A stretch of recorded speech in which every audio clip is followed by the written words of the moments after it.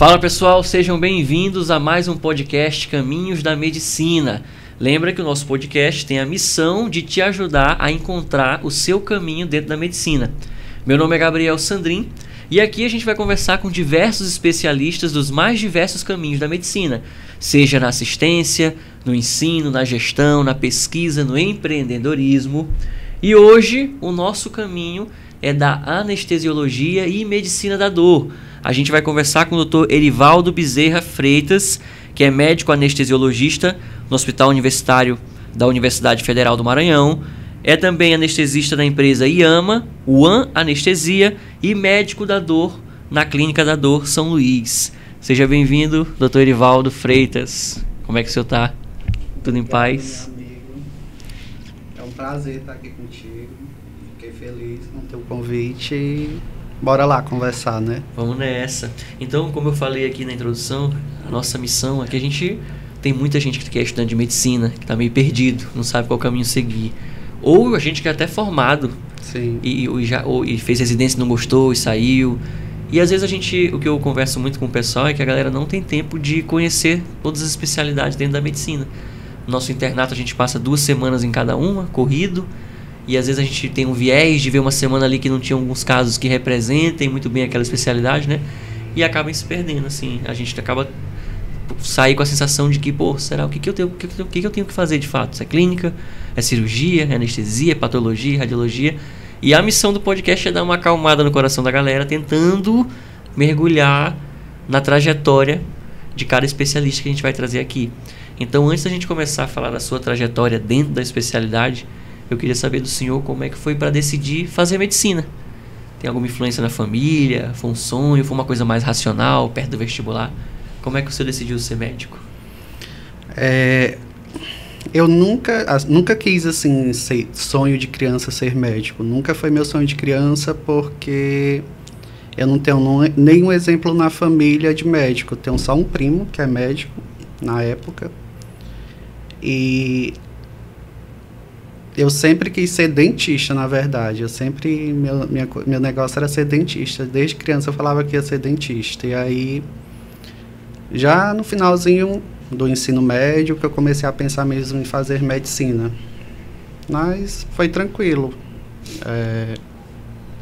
E aí, foi se apaixonando ao longo do curso, foi se encontrando. Dentro da faculdade, você já chegou, depois que entrou na faculdade de medicina, você já chegou pensando, não, eu acho que minha praia é essa, ou é anestesia mesmo, é cirurgia, ou o senhor foi aberto, deixando conhecer os caminhos?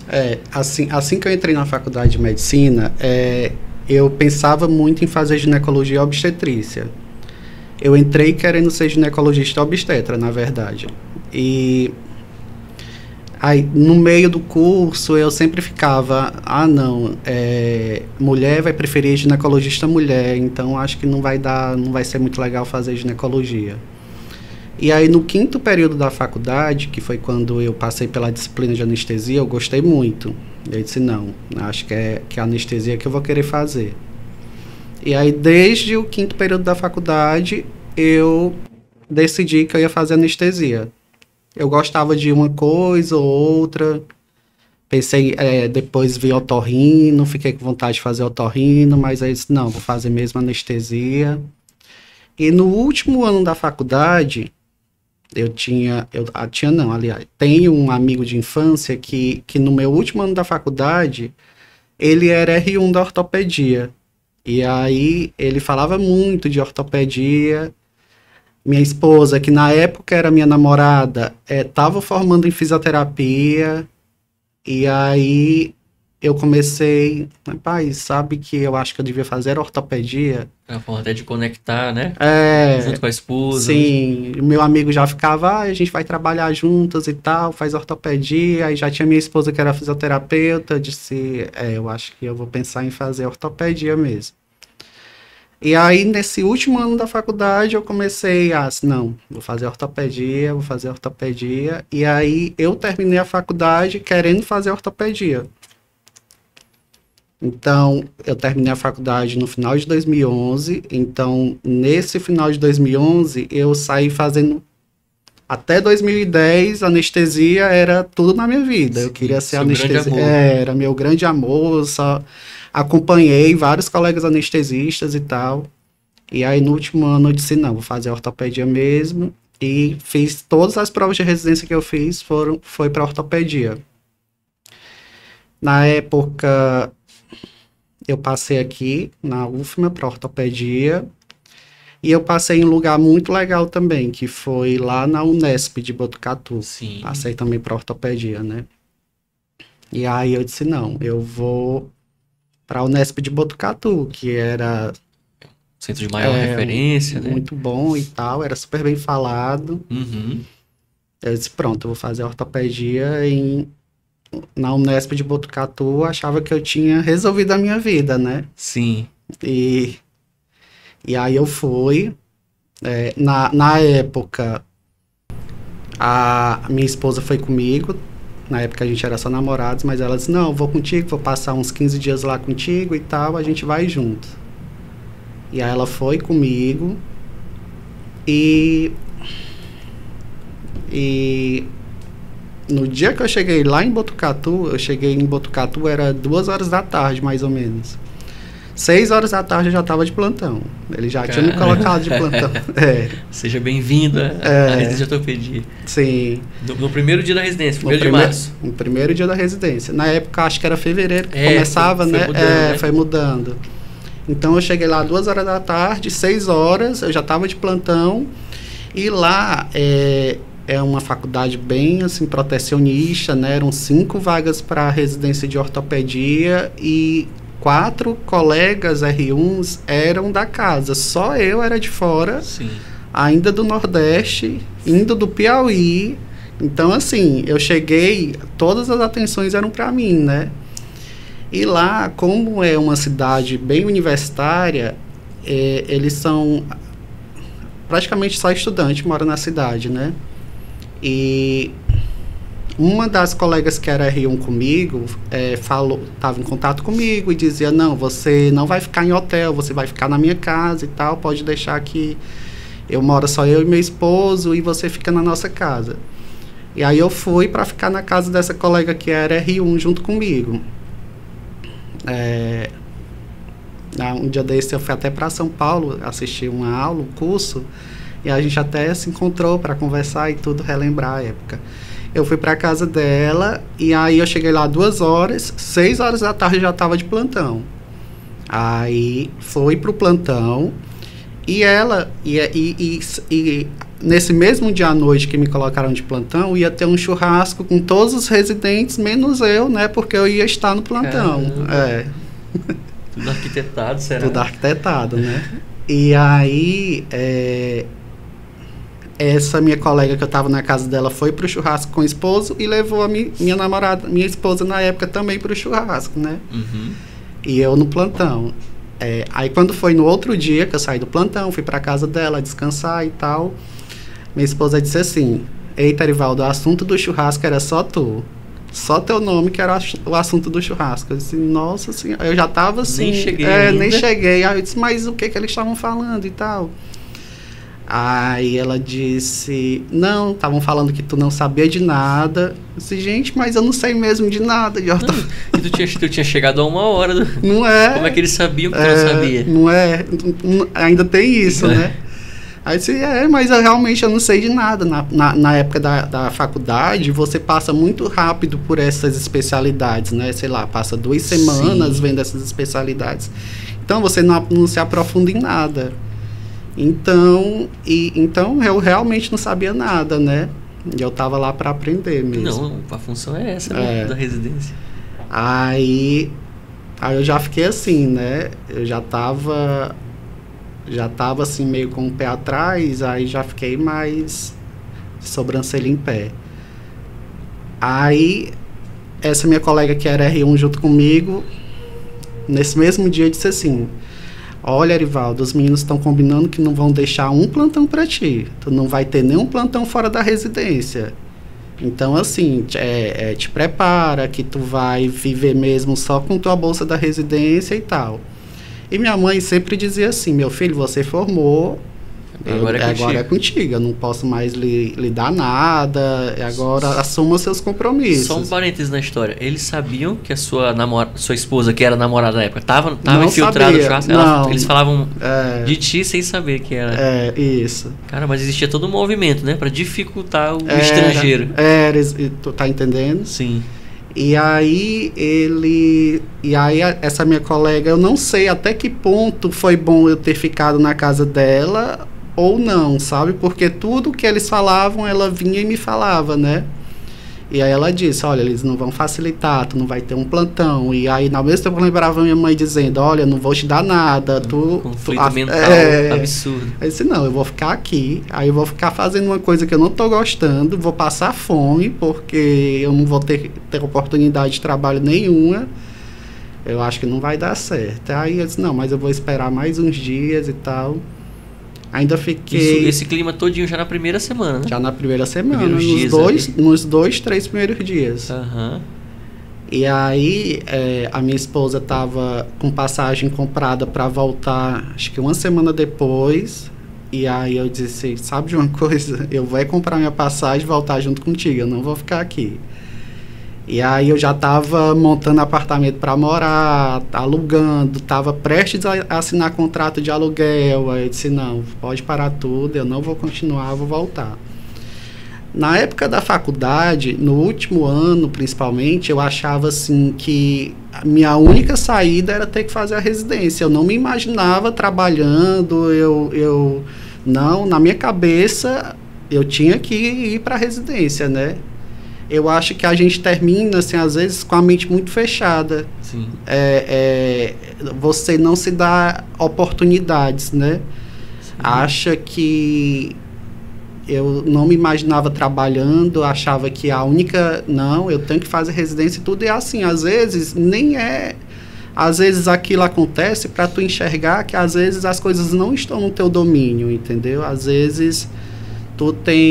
são novas oportunidades que vão aparecer para ti e tu não está conseguindo enxergar.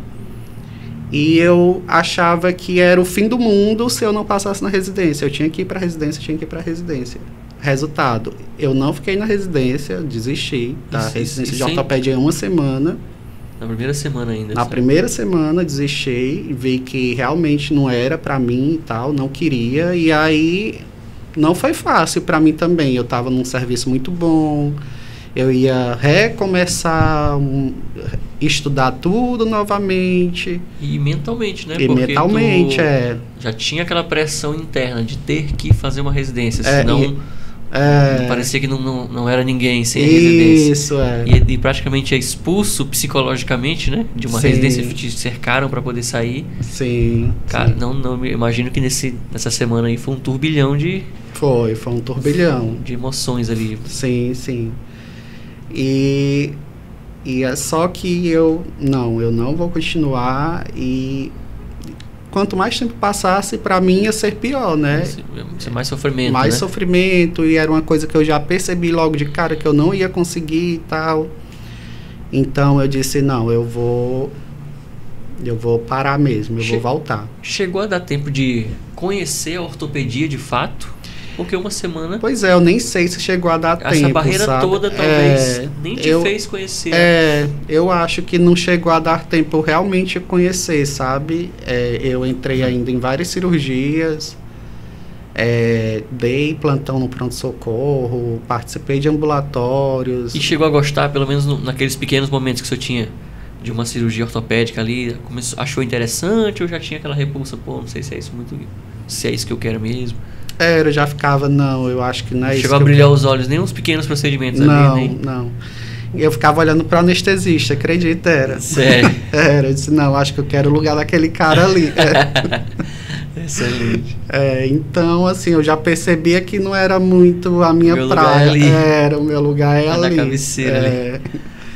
Então, eu não prolonguei, eu disse, não, eu vou comprar minha passagem, vou voltar, eu não quero. E aí eu realmente decidi largar, né? E quando você decidiu, imediatamente após a decisão, qual foi o sentimento, assim? Você sentiu um alívio, sensação de paz, ou ficou mais... Não, eu triste, senti... não era uma sensação de derrota. O que você sentiu ali? Eu senti um pouco de cada. Eu senti um pouco de alívio, assim, parecia assim que eu tava fugindo da polícia quando eu saí da cidade. Mas, ao mesmo tempo, assim, eu fiquei com aquele sentimento de derrota, sabe? Poxa, larguei um lugar muito legal que eu tava fazendo residência, um serviço muito bom, numa universidade muito boa e tal. Então, ficou um pouquinho uma mistura disso, sabe? Sim. Mas foi passando o tempo, 1 mês, 2 meses, foi melhorando. Eu fui tendo a certeza de que não era para eu estar mesmo ali, entendeu? Entendi. E aí quando o senhor volta pra sua cidade? Eu voltei, nesse caso foi 2012, né? Uhum. Voltei em 2012 e comecei a trabalhar. Eu nunca trabalhei muito, assim, porque meu foco era estudar e fazer as provas de residência de novo, né? Então eu nunca trabalhei muito. Eu trabalhava em um PSF que eram 2 manhãs na semana, segunda e terça pela manhã, e dava um plantão no final de semana em Timon, na cidade vizinha, né? Sim. E eu percebi que eu não morri, né? Porque eu achava que se eu não... Só era médico e tinha residência. Isso, e eu percebi que eu não morri. Sobreviveu ao Sobrevivi, PCF, aos plantões. foi muito bom. Foi um ano de crescimento profissional para mim, assim, que eu levo para minha vida toda. Conheci pessoas trabalhando no PSF que até hoje eu tenho contato, até hoje a gente conversa. Foi muito legal para mim, gostei muito. Aprendi muito. Na faculdade a gente sai meio cru assim, né? Sim. Uma coisa é você estar lá na faculdade, outra coisa é o dia a dia, né? Sim. Então, aprendi muito nesse meu ano trabalhando no PSF, dando plantão. Tem até uma história bem legal desse ano que eu estava dando plantão, que eu comecei a dar plantão e uma paciente foi a óbito no plantão, né? E eu estava de plantão com outro colega que era um senhor já na faixa de uns 60 e poucos anos.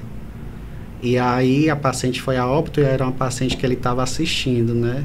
E aí, pra te ver, assim, a gente sai tão cru da faculdade, só o teu dia a dia vai te proporcionar. A vida real vai te fazer aprender ou ver como não fazer. Exatamente, Nesse caso. E aí, aprendi muito nesse ano que eu trabalhei no PSF, dando plantão. Casei nesse ano. A minha esposa engravidou e aí ela dizia já que queria vir embora pra cá, que a gente estava morando em Teresina na época, né? Sim. Não, eu quero ir embora para São Luís, ter meu filho perto da minha família, para ter aquela rede de apoio e tal. E aí foi quando eu fiz prova de residência, ainda bem que aqui tinha anestesia, né? E aí eu fiz prova de residência para anestesia só para cá. Isso que eu queria saber, porque o senhor saiu da residência de ortopedia. Quando saiu, tem aquela ressaca, né? De ter acabado de sair, tá? Um alívio misturado com, poxa, com sentimento de derrota ali que o senhor falou que sentiu, no seu caso, né?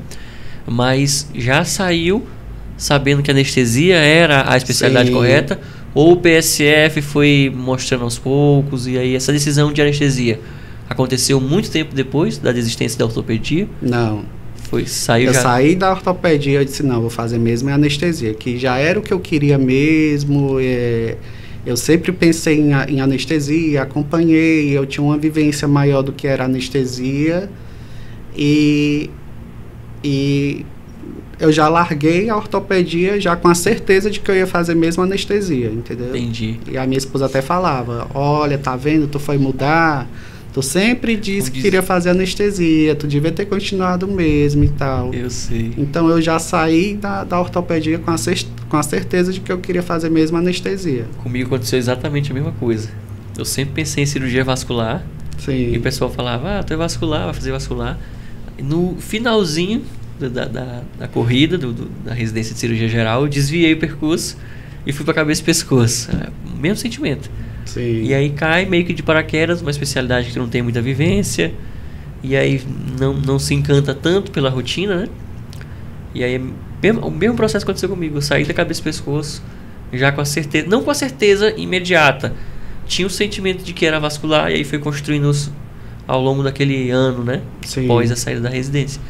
Mas às vezes a gente pensa que a escolha é racional, né? Assim, da residência. Eu botando uma planilha, pontos positivos, pontos negativos, e às vezes a nossa intuição já vem dando sinais, né? Sim. De qual que é o nosso caminho. Assim, então eu acho que pelo menos a sua história já tinha vários indícios de que era anestesia, né? Sim. Era que eu mais acompanhava, era que eu gostava de estudar, era que eu vivia.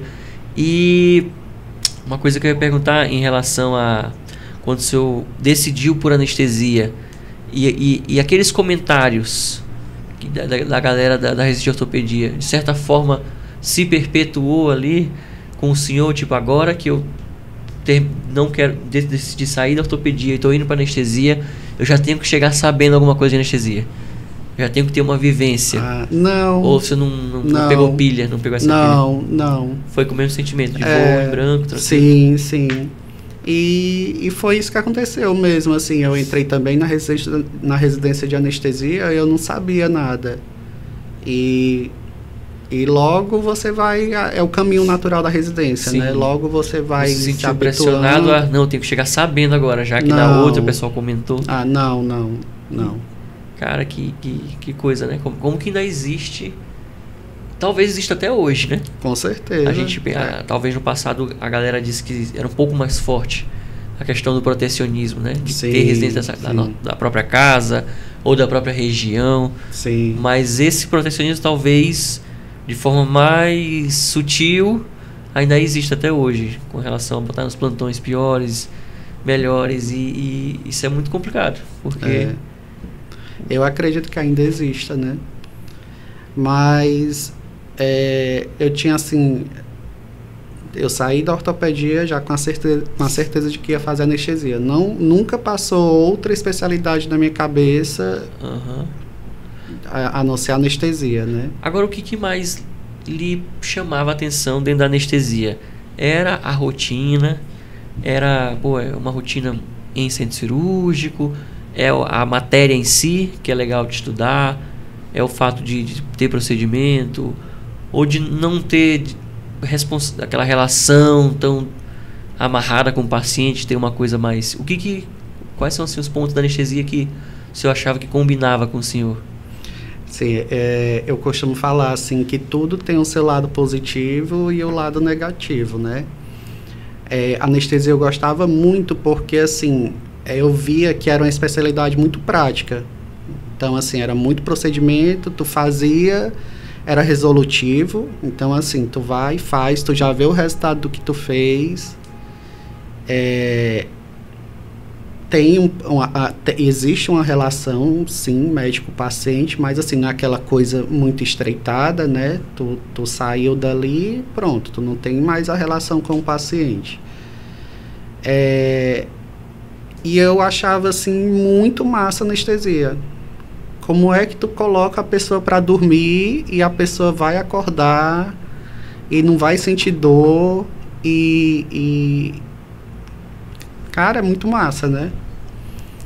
Eu acho que existe uma medicina antes da anestesia e outra depois da anestesia. A anestesia é vida, não existe medicina sem anestesia, né? Então, assim, eu era apaixonado por anestesia. Aliás, sou apaixonado por anestesia, né?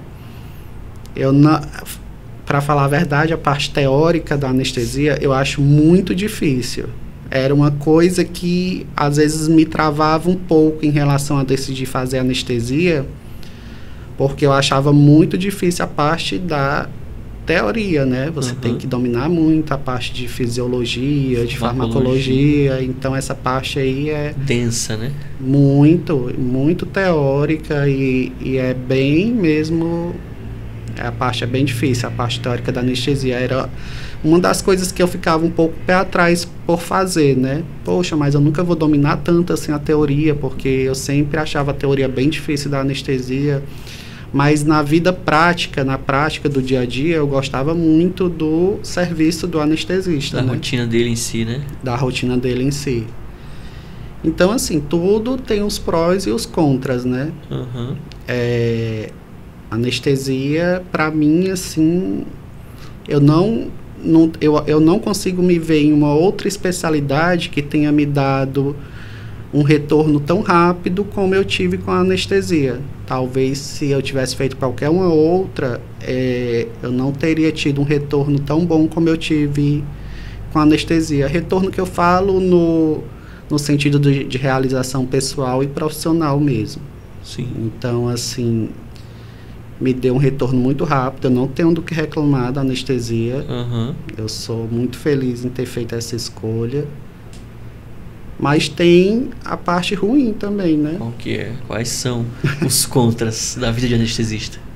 Assim, o que mais pesa assim, contra a vida do anestesista é trabalhar só plantão. Então, assim, você não tem muita diversidade de opções de trabalho. É plantão ou plantão, né? Então, tu vai sempre estar ali de plantão. Uma outra parte, um outro defeito da anestesia que eu acho. Anestesista, a gente costuma falar que anestesista sozinho não se cria. Então, você tem sempre que estar uma equipe. Com a equipe, né? Então, assim, não é que seja difícil trabalhar em grupo. Eu sou até uma pessoa que consigo fácil trabalhar em grupo. Mas um defeito nesse sentido é que sempre que depender de estar em grupos. De estar em grupo. É isso que é ruim. Você sempre ter essa dependência de estar em grupos. Sim. Você não consegue construir o seu nome como anestesista, entendeu? Entendi. Porque a maioria das pessoas não sabe nem quem é o anestesista. Então, assim, tu tem 10 anos de anestesia, 20 anos de anestesia, tu pode ser substituído por um colega que acabou a residência ontem, entendeu? Sim. Então, tu não consegue construir o teu nome na anestesia. Isso, hoje, com 10 anos de anestesia, sinto que isso é um ponto bem contra. Algo que, se tu me perguntasse há 10 anos atrás, eu nem ia saber que pudesse existir isso, entendeu? Uhum. Mas hoje eu penso assim, tu não consegue construir teu nome na anestesia, então hoje, como os nossos contratos de trabalho, eles são muito instáveis, hoje tu pode ter, amanhã tu pode não ter E os contratos geralmente são acordados com o grupo, né? Com os grupos. Com os grupos. Por isso que também muita dependência de estar no grupo, né? Exatamente. Não é só contigo, só com... Exatamente. Não são contratos individuais com aquela equipe de anestesia, né? Então, outro defeito da anestesia, tu sempre vai ser funcionário de alguém. Tu não tem como ser o dono da tua anestesia, porque a tua anestesia sempre vai estar atrelada à cirurgia, a um hospital, a uma clínica. Então, assim, tu sempre vai ser funcionário de alguém, né? Uhum. Isso sempre me incomodou muito. Isso já me incomodava já antes de começar a anestesia, isso já me incomodava. Mas eu ficava, talvez faz parte. As outras coisas também sempre vai ter algum defeito e tal. Eu vou ficar mesmo aqui. Mas isso sempre me incomodava porque a minha família é toda uma família de comerciantes, de empreendedores. Eu sempre vejo eles com os negócios deles. São os patrões deles mesmo. Eles têm flexibilidades de horário. Eu fico assim... Nossa, mas meu irmão, às vezes, que é empresário, quarta-feira à noite, tá tomando cerveja, tá... assistindo o jogo, no sítio, e eu fico assim, nossa, é totalmente diferente da realidade da gente. E eles não conseguem enxergar dessa forma, né? Eles acham que a minha é que a boa. Então, isso pesa contra para mim na anestesia, né? Foi pensando nesses pontos contras, foram lhe incomodando de tal forma que o senhor começou a abrir o olhar dentro da anestesia para, por exemplo, querer abrir mais, desbravar o caminho da medicina da dor? Isso, foi exatamente por isso. Empurrado por esses pontos contras? Foi. Aliado ao seu interesse, pelo seu fascínio pela própria medicina da dor em si? Sim. Quando eu passei na residência de anestesia, a dor foi algo que nem me chamou a atenção. Eu não, pelo contrário, eu nem gostava, assim, não gostava de ir aos ambulatórios, exceto a parte da dor que a gente passa ali no Aldenora Belo, que é o Hospital do Câncer daqui de São Luís, né? que aí eu já via que o médico da dor conseguia fazer muita diferença lá. Mas fora essa parte, a dor foi algo que não me atraiu em nada durante a residência. Só que esses pontos negativos sempre me acompanharam, desses pontos negativos da anestesia, sempre me acompanharam, e depois de uns 4, 5 anos só na anestesia, eu comecei a pensar em ter que fazer alguma coisa que eu pudesse compensar esses pontos negativos, entendeu? Entendi. E aí foi quando eu pensei em fazer dor, mesmo não tendo gostado.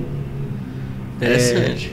Mesmo não tendo gostado, eu disse, não, eu vou me matricular em uma especialização em dor, vou ver se eu vou gostar, talvez na especialização seja diferente, não sei, e para eu poder compensar esses pontos, para eu poder ter algo que seja meu, que foi era uma coisa que eu sempre tive vontade de empreender.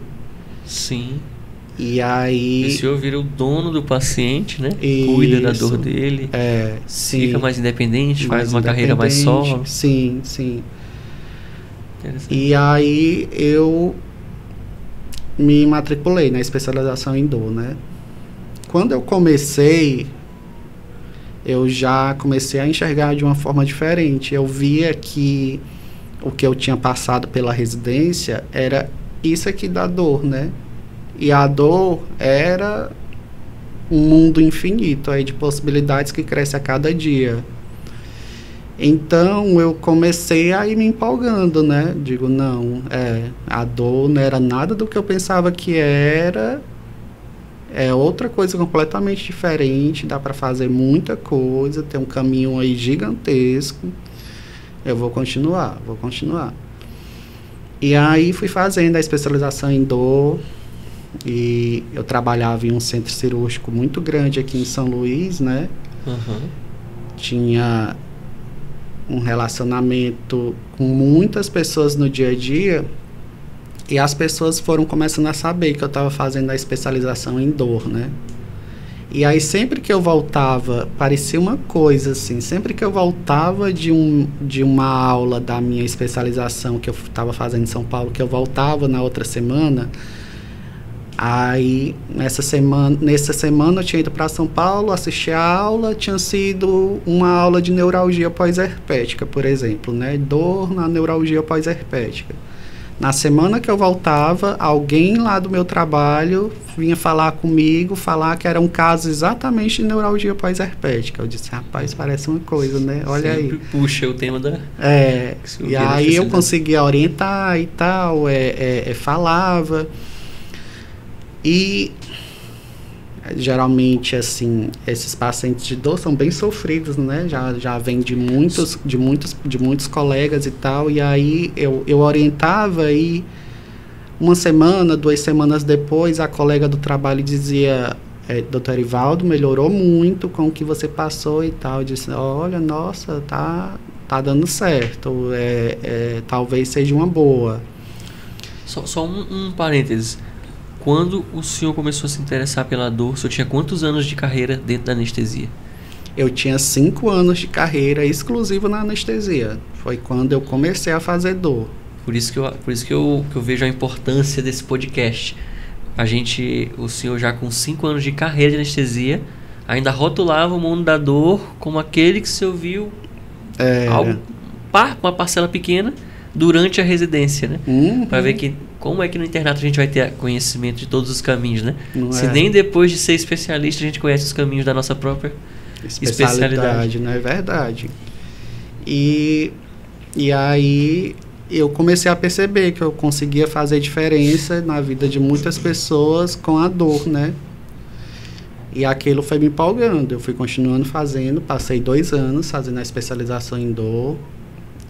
Quando eu estava já no finalzinho dessa especialização em dor, essa primeira que eu fiz foi só uma parte clínica da dor, né? Porque hoje em dia existe já a medicina intervencionista da dor, que já é mais a parte de procedimentos, bloqueios, infiltrações que a gente consegue fazer para ajudar a melhorar a dor também, né? Então, quando eu estava terminando esses 2 anos de especialização em dor, eu comecei a perceber que alguns pacientes não melhoravam só com a medicação, com o tratamento clínico e reabilitação, né? Que faltava mais uma coisinha. Então, eu decidi fazer mais um ano só da especialização só em intervenção em dor. Então, eu fiz mais um ano de intervenção em dor. Isso o senhor fazia à distância? Não, eu viajava todo mês, uma vez por mês, para fazer a especialização. Entendi. A de intervenção eu ia na quinta, ficava sexta, sábado e domingo, uma vez por mês em São Paulo, né? E aí eu terminei esse ano de intervenção em dor, fiz a prova de título de dor, passei na prova de título, e aí foi quando eu já estava com o título, estava com as especializações, eu disse, não, agora é a hora de empreender, né? De colocar o meu próprio consultório, ter algo que é meu, que era uma coisa que me pesava muito contra na anestesia, ser dono do meu horário pelo menos alguns dias, que era algo que me pesava na anestesia, sair do plantão, que era algo que me pesava na anestesia, e empreender, que era eu via minha família toda empreendendo, e meus pais sempre foram comerciantes, e eu sempre tive essa vontade também, né? Daí o senhor transformou a anestesia na sua especialidade perfeita. Foi. Porque muita gente inclusive pensa, não, a anestesia é legal, é interessante, eu só não faço porque tem que viver de plantão. Isso. E aí o senhor quebra esse paradigma mostrando que dá para ser anestesista vivendo de consultório. Sim, sim. Mas assim, é sair totalmente da zona de conforto do anestesista, né? Tem que aprender essa parte, né? Imagina, eu estava há quase 10 anos trabalhando exclusivamente como anestesista, só no centro cirúrgico, de plantão, a relação médico-paciente ali de 15 minutos antes do paciente dormir, mais 10 minutos depois que o paciente acorda. E sair do centro cirúrgico para ir para uma mesa de consultório. Para ir para um outro habitat. Para ir para um outro habitat. Que não é mais o natural. Isso. Vestir jaleco. Assim, umas coisas simples que tu... E aprender a... Escrever um receituário. Disse, nossa, tenho que reaprender tudo isso. Fazendo amnésia, exame físico. Não é? Preencher tudo. Então, assim... Eu realmente saí total da minha zona de conforto, entendeu? Então, assim, foi um desafio gigante para mim. Eu evolui bastante, assim, cresci muito com isso, porque eu tive realmente que sair total da minha zona de conforto para começar esse outro lado, entendeu? Hoje o senhor já se sente confortável tendo as duas rotinas? Ou ainda a rotina ambulatorial é um certo desconforto em relação à rotina do centro cirúrgico? É engraçado que uma colega estava até me perguntando isso essa semana, né? Se eu já me sentia confortável no consultório e tal. E hoje, que eu já estou com 1 ano e meio, é que eu já consigo me sentir confortável indo para lá. Assim, o primeiro ano todo, nossa, eu ia ainda muito tenso, muito nervoso, preocupado. A gente, assim... Como era uma rotina toda nova, surge muitas coisas, né, assim, na cabeça da gente, aquele medo de desagradar, aquele sentimento de que tu não vai conseguir, não vai dar certo, o que eu tô fazendo aqui, para que eu inventei isso? É o medo do desconhecido mesmo, né? O medo do desconhecido. Isso foi desbravando. Isso é legal falar, porque muita gente às vezes está assistindo essa entrevista, está começando a fazer especialização de dor, é residente de anestésio, por exemplo. Sim. E está com esse frio na barriga. Sim. E falar, caraca, eu vou ter que... Hoje em dia... Talvez eu não tenha o perfil, porque eu estou me sentindo desconfortável para fazer isso. Mas até quem tem, tudo treinável, né? Sim, tudo treinável. E isso está mostrando que o senhor gostando, tendo interesse, já mostrando que queria sanar aqueles pontos contras, né, da carreira da anestésio, ainda assim se sentiu desconfortável. Então isso é pra galera que tá assistindo ver que é natural. Sim. Esse sentimento, né? Sim. De enfrentar esse desconhecido. E à medida que eu ficava inseguro e preocupado em começar e continuar com o consultório, me vinha na cabeça assim, o tanto que eu tive que percorrer o caminho para conseguir chegar até lá. Então eu ficava, nossa, eu não posso jogar tudo por água abaixo. Quantos finais de semana eu não passei longe da minha família, dos meus filhos, lá tendo que viajar para fazer especialização? Quanto eu não gastei com isso financeiramente, que tudo pesa também, né? Sim. O investimento que eu fiz financeiro para pôr um consultório exclusivamente de dor para mim, que não foi pouco, foi muito, entendeu? Então, tudo isso eu não podia simplesmente... Você lembrava de todo o esforço para ter aquela resiliência, né? Isso. De atravessar aquele sentimento desconfortável do início.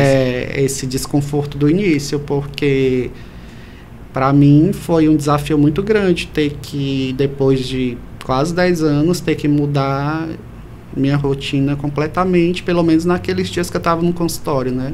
Sim. Hoje a sua rotina, ela é, pensando em termos percentuais, ela é 50% centro cirúrgico, 50% consultório, ou 30% consultório, 70% centro cirúrgico, como é que é hoje em dia? Hoje em dia é uma faixa de 70% centro cirúrgico e 30% ainda na dor. Mas com a tendência de aumentar a porcentagem da dor, entendeu? De equilibrar aí. Eu não pretendo nunca sair da anestesia, porque eu gosto muito. Sim. Quero muito continuar sendo anestesista. A sua intenção não é fazer a transição completa, né? Completa não. É equilibrar ali. Equilibrar, Mas tendo uma maior proporção de consultório do que de centro cirúrgico ou meio a meio? Um meio a meio. Então você está quase chegando onde você quer. Sim, em relação à rotina. Em relação à rotina, sim. Estou quase chegando porque eu quero mais ou menos um meio a meio aí mesmo. Legal.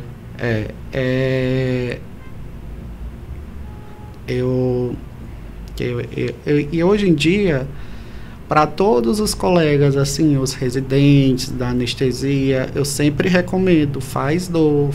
Meu sobrinho formou em medicina há pouco, tem menos de um ano, formou ano passado, e ele tinha um perfil mais ou menos igual ao meu. Eu achava engraçado porque ele morava comigo, né? E eu olhava para ele e eu conseguia me enxergar, assim, parecia ser a mesma pessoa. Sim. Era aquela pessoa que vivia falando, não, eu tenho que entrar na residência, eu não quero ir trabalhar, eu tenho que ir logo para a residência. Eu dizia, rapaz, calma, não é assim, não precisa desse desespero. Tu não passar na residência, não vai acabar o mundo. Calma, tu vai trabalhar, não vai ser um ano perdido na tua vida, porque as pessoas falam logo, vai ser um ano perdido na minha vida se eu não passar na residência. Não vai ser um ano perdido na sua vida. Vai ser um ano, talvez, que você vai até aprender mais do que todos os outros anos que você já viveu. Ou entendeu? um ano que mude completamente a trajetória da tua vida. Exatamente. Não só do ponto de vista profissional, mas te faz casar, te faz ter filho. Exatamente. Talvez naquela furacão ali naquela correnteza da rotina padrão, né? De repente você não olha para os outros pilares da vida também, né? E aí eu sempre falo para ele, né? E eu tanto me vejo nele que ele também tem esse negócio de querer fazer anestesia, né? E eu sempre falo para ele, para os residentes da anestesia, vai fazer anestesia, vai fazer dor. Se for fazer anestesia, vai fazer dor. Porque assim, eu acho que quando tu faz dor, abre muitos mais caminhos para ti na anestesia, entendeu? Até mesmo na própria anestesia. Você que faz dor, você começa a ver de forma diferente a anestesia. Tu consegue fazer... o teu paciente vai ter muitos mais benefícios, até se tu não quiser trabalhar com dor. Mas só em você ter conhecimento, você vai conseguir ver diferente começa na anestesia. Ter mais entendeu? medidas profiláticas, né? Sim, do próprio ato anestésico. Sim, sim. Então, assim, para todos os colegas eu falo, assim, a dor é um mundo gigantesco. Tem aí oportunidade, nossa, para muita coisa, entendeu? E aqui em São Luís são poucos, né? Então, assim, é uma área que tem um espaço gigantesco, é uma área que está crescendo e evoluindo, né? Tem muita demanda, está crescendo e evoluindo a cada ano, entendeu? Sim.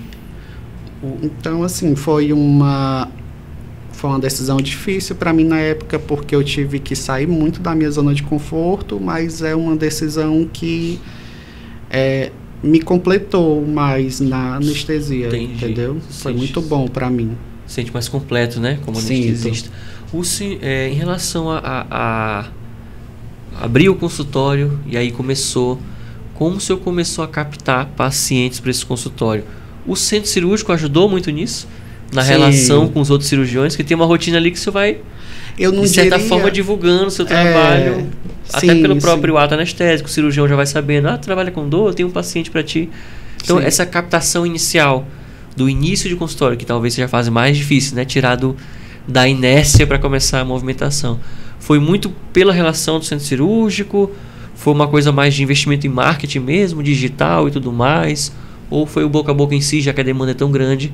Todo mundo, ele é médico da dor, então já vinha naturalmente essa demanda espontânea. Sim, o centro cirúrgico ajudou muito. Não só a parte dos cirurgiões, mas como tem muita enfermagem no centro cirúrgico, então assim, a gente acaba, o anestesista, se relacionando com muita gente no centro cirúrgico. Tanto a parte dos colegas médicos como a parte da enfermagem. Então, isso no início,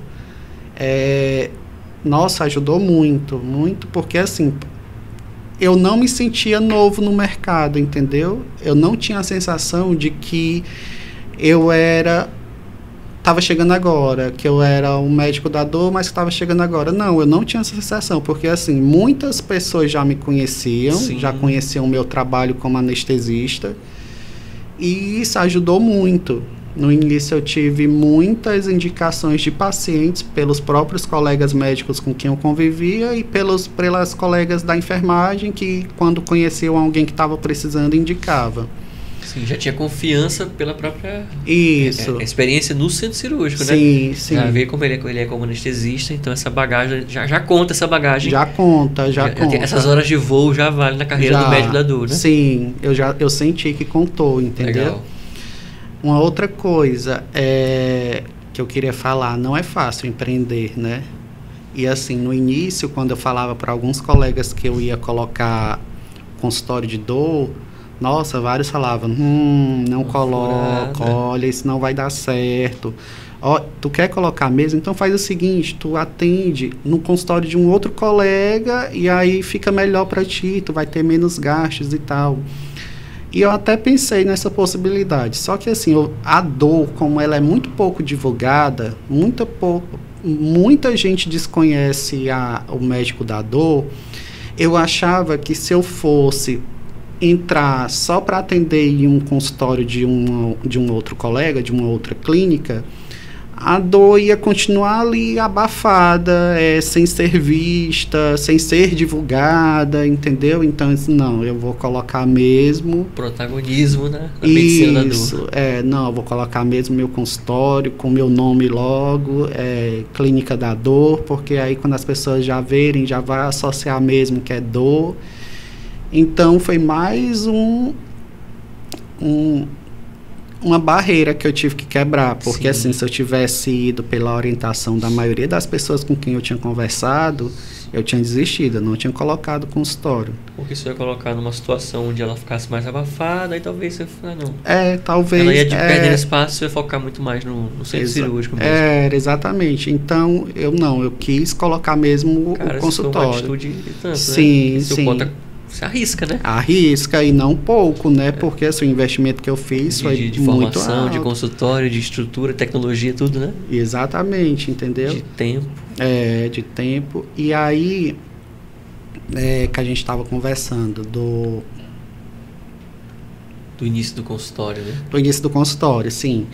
No início do consultório, eu até comento, assim, eu fui dar uma aula numas ligas, e no meu dia a dia mesmo, nos outros locais onde eu trabalho, eu comento que Se você quiser começar qualquer coisa nova e não quiser aparecer na rede social, desista, porque a probabilidade de você, não é que 100% não vai dar certo, mas a probabilidade de não dar certo é muito alta.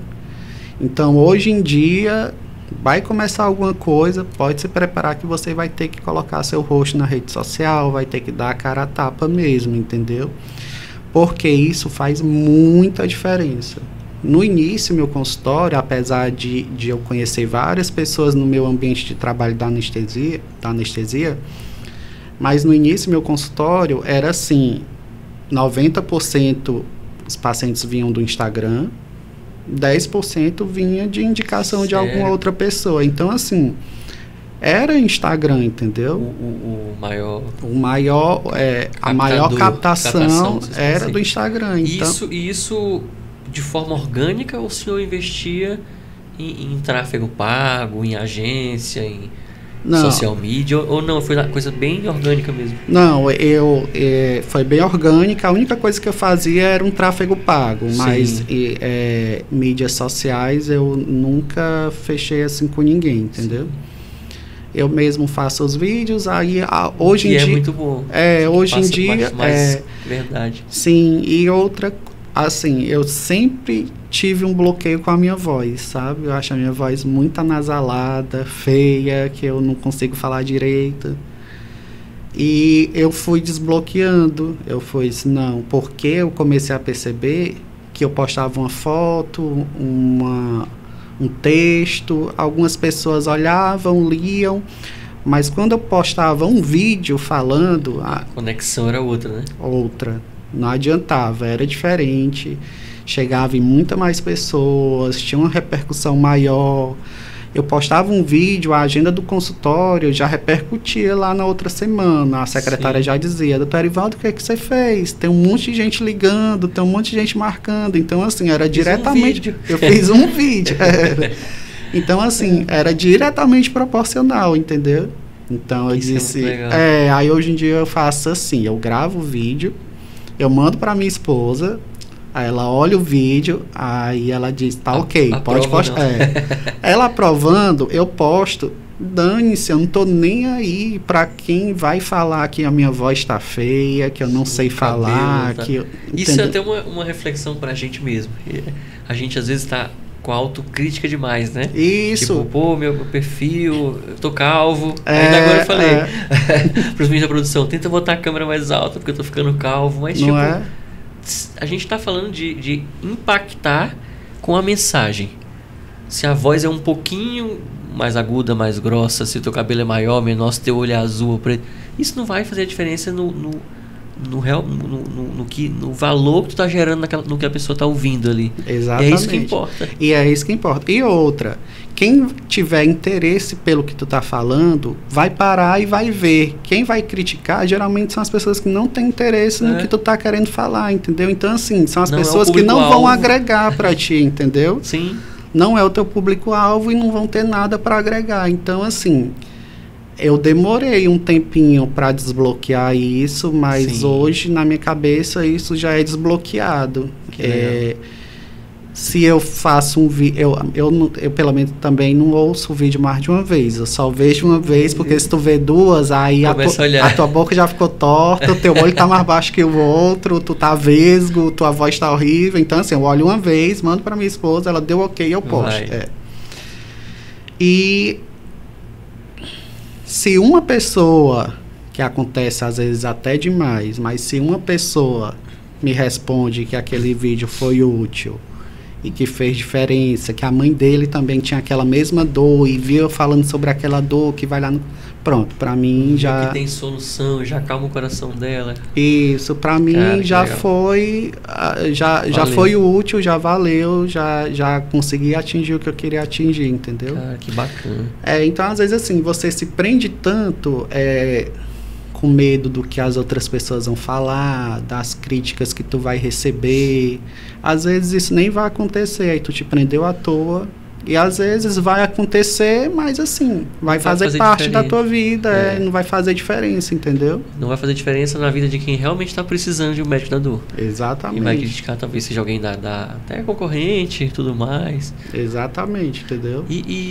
Pô, muito bacana sua mensagem, não só para a galera que é medicina da dor, mas para todo mundo que tem consultório. Sim. Isso que o senhor falou aí E eu gosto de falar, eu gosto sempre de falar isso para os colegas quando a gente está conversando, né? E aí, às vezes, eu observo que um colega ainda está travado. Eu ainda me acho travado um pouco, eu não sou 100% ainda destravado. Mas tu imagina, eu venho de 10 anos de anestesia, 1 ano e meio de médico da dor, então assim, eu estava muito confortável na anestesia. Sim. Então eu passei exercitando essa habilidade, né? Então assim... Comunicação. Isso, então tudo isso para mim também é novo, não é fácil para mim vir aqui e falar e conversar, eu não consigo fazer ainda de uma forma 100% natural, mas isso é hábito, né? De quanto mais... Quanto mais você vai fazendo, mais aquilo ali vai virando um hábito e vai ficando mais natural. Vai ficando mais natural. Se olhar o seu vídeo de hoje e o primeiro, deve ter uma diferença absurda. Entendeu? E não que esse mesmo o primeiro estando mais cru, vamos dizer assim, de frente das câmeras, mas deve com certeza ter impactado alguém. Sim. Mesmo sendo o primeiro vídeo, porque ele já tem um valor, já tem uma mensagem. Engraçado que eu olho os primeiros vídeos, eu vou nos comentários e os amigos mais próximos, o comentário dos amigos é, nossa, muito legal e tal. E eu fico, gente, isso aqui devia ser só pra tentar me impulsionar, porque o vídeo tá péssimo, né? Não, que... Mas, são os melhores amigos. Mas aí você consegue percebendo a diferença que já vai tendo com o tempo, né? Você vai conseguindo evoluir. Pô, muito bacana. O doutor Ivaldo tivesse mais 10 horas de papo, a gente tinha mais assuntos para seguir. Acho que só a gente conseguiu, eu acho, tocar assim bastante em como é a rotina de um médico da dor e anestesista, né? Porque as coisas se conectam, não são duas coisas distintas. Mas, assim, só para fechar, pensando em alguém que quer fazer medicina da dor, como é que é a rotina do consultório? O que mais aparece de demanda, assim? É mais caso reumatológico? É mais caso pós-trauma, pós-cirúrgico? Como é que é a sua rotina, assim, em termos de percentual? O que aparece mais? Os pacientes que mais aparecem no consultório, que eu tenho mais visto, é mais assim, casos de enxaqueca, pacientes de dor lombar, dor cervical, muitos pacientes com dor crônica pós-chikungunya, que é uma doença endêmica aqui da gente, né? Mas assim, tem muitos casos, muito variado, sabe? Doenças reumatológicas aparecem bastante, fibromialgia? Aparece também. Artrite reumatoide? Assim. Sim, aparece. Aparece então é meio diverso, né? É bem diverso, Interessante. Que é uma coisa que é interessante para mim também, essa diversidade, entendeu? Sim. O senhor começou a falar aí da dor pós-chikungunya, eu tô vendo que tá na moda, não sei se você já ouviu falar, um remédio Infinity 12. Nossa, se tu vê. Que não, esse remédio aí tirou com a mão. Que é muito baseado em castanha da Índia. Alguma coisa. É engraçado que os pacientes, nossa, todos os dias tem pelo menos 2 pacientes que chegam com esse remédio no consultório. Não, com a tampinha laranja, né? Que já fica, olha, ela tá tomando um remédio que ela comprou assim, por ela mesma. Esse remédio foi bom, ajudou bastante, mas agora não tá mais ajudando. E eu disse, qual é o remédio? Aí sempre tira da bolsinha o remédio. Nossa, lá vem o remédio de novo. Mas e aí? De fato, dá um alívio, dá uma ajuda? A castanha da Índia tem propriedade anti-inflamatória, né? Ou não? Tô falando bobagem. Sim. Alguns pacientes relatam, sim, que melhoram, mas assim, depois não melhora mais, sabe? É mais a curto prazo, assim. A curto prazo, Mas mas o pessoal relata de fato, né? Sim. E assim, o problema dele é porque você não sabe de fato o que tem nele, entendeu? Ele bota ali 5 fitoterápicos, né? Mas será que é só aquilo mesmo? Sim. Entendeu? Então assim, tu fica seguro, né? A procedência, vamos dizer assim. Sim. Então assim, eu não sei mesmo o que de fato é, sabe? Mas os pacientes relatam uma melhora curta e que depois não adiantou mais. Pô, doutor Irivaldo, muito bacana o papo com o senhor. De repente a gente pode ter mais encontros para conversar sobre outros temas da anestesia, da medicina da dor, ou da própria anestesia ambulatorial, que é outro, para complementar outras especialidades cirúrgicas ambulatoriais, né? Sim. Mas para a galera que está em casa e quer conhecer o senhor faz atendimento online de dor? Existe a possibilidade? Existe, mas assim, eu não gosto muito, né? Porque dor, tu precisa examinar, exame físico e tal, eu não costumo fazer muito não, mas eu faço alguns. Mas pra galera que quer conhecer mais do seu trabalho, da sua rotina, ver os seus vídeos, seus conteúdos, qual que é suas redes sociais? Eu tô no Instagram, lá no Instagram eu tô como Clínica da Dor SLZ. Qualquer coisa é só ir lá que vai me encontrar por lá. Pronto, perfeito. Pois é isso. Eu que te agradeço. Muito obrigado pelo papo, aí pelo convite, me senti honrado. Que isso, você tá inaugurando aí, abrindo o podcast, nos primeiros. Pois é, brigadão. Mas obrigado demais, junto, viu? E aí a gente vai ter mais papos.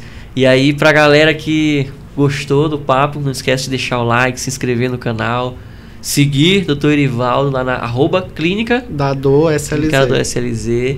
E é isso. Um grande abraço a todos e até a próxima.